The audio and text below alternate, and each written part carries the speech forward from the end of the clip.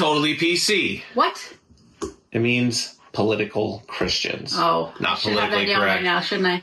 I'm Steve. I'm Jen from somewhere in Sandpoint. Where Teddy Roosevelt, one time he stopped here. So, for the show today, we have, for starters, updates on old stories, exciting stuff. I'm excited. Legislative session all over but the crying. Boring stuff, the tax overflow funds. That sounds very boring. But interesting. Yeah. And finally, if there's time, I have a question for my co-host, Jenny. All right. I will try to answer. All right. So, first up, for starters. Oh, yes. For starters. Updates on old stories. Firestarter, the suspect in the Army surplus arson, has pled guilty. She has been deemed competent. There has been a guilty plea, so there will be no jury trial. So you're not going to get on that jury. Give up any hopes of that. No jury. She pled guilty, and she remains in custody, in case you're wondering where she's at. And that was from, I believe, our first episode. We spoke about that. Yeah. Yep. Yeah. So some justice in the arson case there. Somebody's been found guilty. Another update, DST, Daylight Savings Time, is seeing movement nationally in Congress.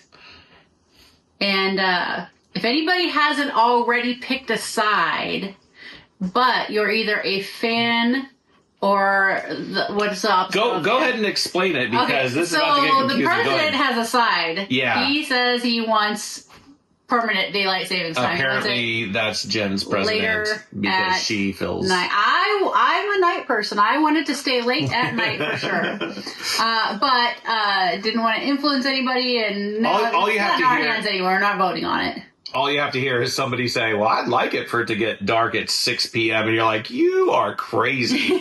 Oh, yeah, let's go with the other one. All right. And then we also reported on the City Beach parking debacle. Well, there's more. More development in downtown Sandpoint. Not just the one that you've heard about, more development. There's a high demand for housing, I know, in Sandpoint. Yeah, without designated parking. So the structure that they are proposing has no additional parking at all. In addition to the stuff going on at City Beach. So, even for bicycles? Is that parking? I don't know. I bet there would be some kind of like a bicycle rack, a couple of bicycle racks maybe. Or something like they used to tie the horses to. People to walk. Oh, horses would be pretty cool. In that building could ride horses around. They have their own inherent problems. Besides being a horse. All right. That's going to be worse than the goose poop at the beach. Ugh. All right. So in the upcoming years, expect more difficult parking and probably having to pay to park. That's where Sandpoint is headed. Yep. All right. On to exciting stuff. Wow. The legislative session. It's over. It's about time. All over but the kidding. crying. I'm kidding. All over but the crying. Yeah. Mostly tax decreases. Over $400 million in tax relief. A lot of tax cuts Not too shabby. in Idaho this session. A bill that, unless it's vetoed, makes it illegal for another bill that unless it's vetoed, makes it illegal for businesses, schools, and government buildings to discriminate based on vaccine status, COVID tests, and I don't know if it says anything about masks. I didn't see that listed. But for people who are interested in that stuff, there's another bill. I remember reading something about that. I think it was like 903 or something. It doesn't matter. You could look it up, and I think there was a provision in there about masks and discriminations on that point. There's another bill for people that are interested in this that I think they're trying to make over-the-counter ivermectin legal in Idaho. And I think that one is still subject to veto. I don't think it's been signed yet. But it just may be by the time this airs. So watch out, you invertebrates. Ivermectin kills invertebrates. I don't know if you know that. Okay. Safe for vertebrates like you and me. Who you call vertebrate? All right. Okay, so the other big deal things that happened in this legislative session, things we've already gone over, but worth repeating. School choice and death penalty for child rapists. By firing squad. Yeah. All right. So it's not really a joking matter.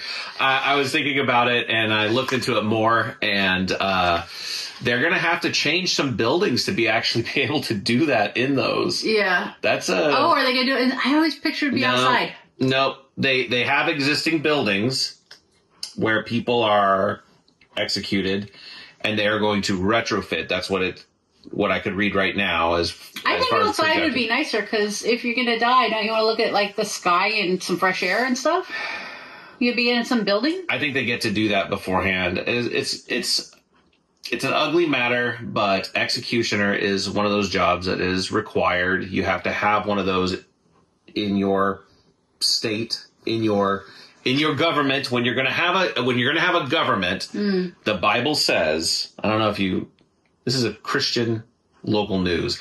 In the Bible, it says, for a man's blood will be accounted for, will be demanded. So in the case of this, so it's something that has to happen, and it's ugly business, but it's definitely a job. So as much as we might want to make jokes about it, it's a difficult thing. And whether it's out in the sun or in a building, Idaho's going to do it. And, and it is now also, it will be used, it's available for use for child rapists. So yes, we got school choice and the death penalty for child rapists in the same year. So children are having the best legislative session ever. You remember that show, Best Week Ever? I remember hearing about it. Does that count? Okay. No. Well, on to boring stuff. Hey, what happens when we pay too much tax to the state? Ooh, they give it back? Do they give it back? We could hope that they would just give it back. No. Well, of course they don't give it back. No, they don't. Do they only ask for what they need and don't ask for any extra? No, they don't do that either. Okay. One of the things is, if there are idle funds, whether it's tax revenue or whatever the funds are that have come to the state, if there are funds that aren't being used, the treasurer has the responsibility, has the task of investing those in financial products like bonds and trusts. This is why it's the boring stuff. And you guys hear about that stuff on the news. You're just waiting to get to the story about the dog that they saved out of the thing, or the cat, but it is important because they're not just giving it back, which I 100% believe that they should. That's where I am with it. Instead, I know. Instead, right now, you guys, because of all the stuff that's happened in the legislative session, you're going to hear a lot about rainy day funds being depleted, or you might hear something like public education stabilization fund, or other things that sound like that those things are being depleted. Now, what those are, it's a fund from your tax money. It's gone into it, and they had money that was left over for you've paid them in taxes to do a service. And there's money that's sitting in an account that's gaining interest.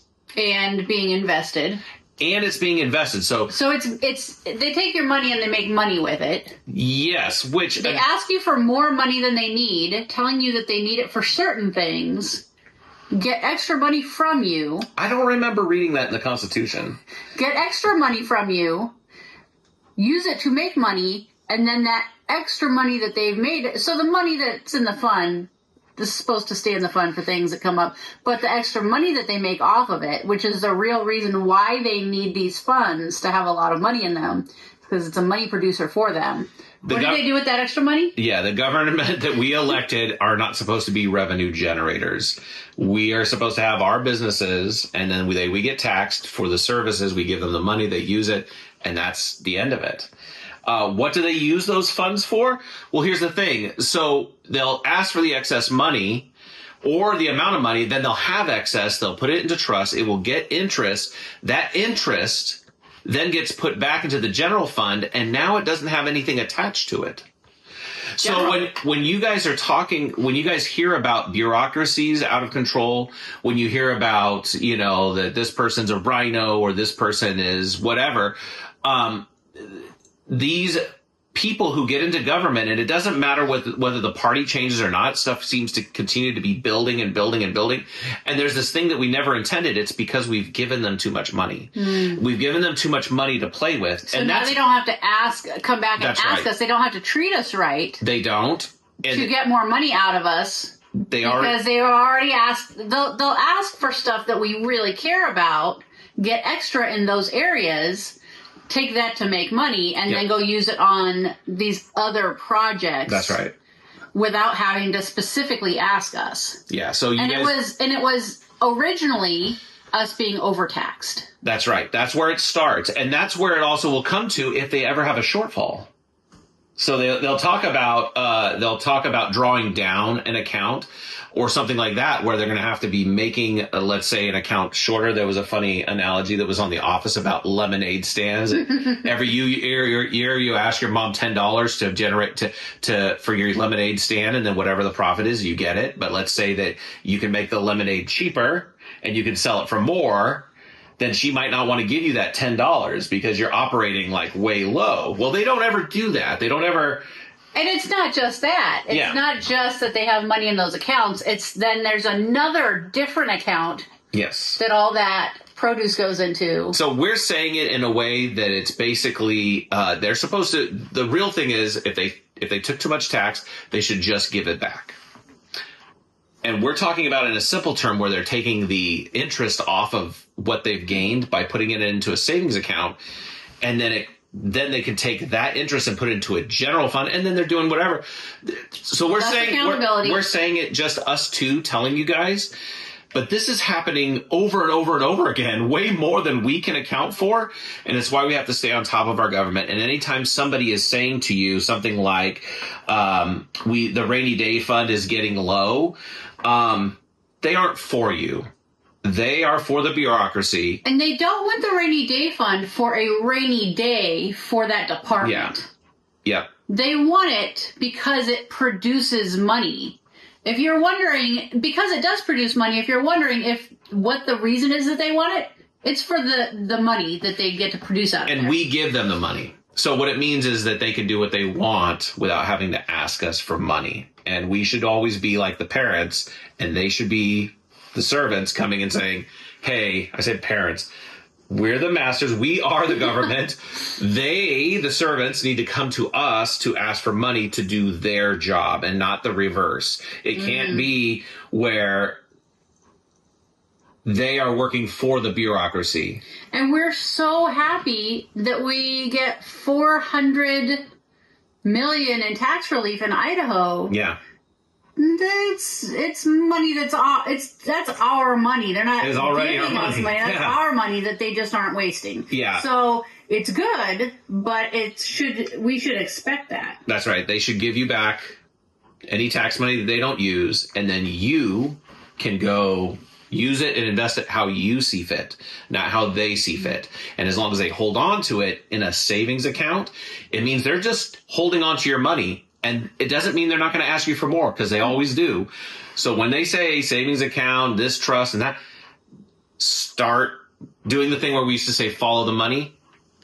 Follow it up. Find out what it is actually doing and what they're trying to get after, and just say no. Just say no. And make them have to come and ask for it. I think that's the better way to deal with our government people. You sure are opinionated tonight. I am. Yes, I'm very opinionated. And that's basically the show right there. Finally. Yeah. So yeah, everything's been going pretty good. And you are a really great co-host, and you're beautiful. And I just wanted to ask you if you'd marry me.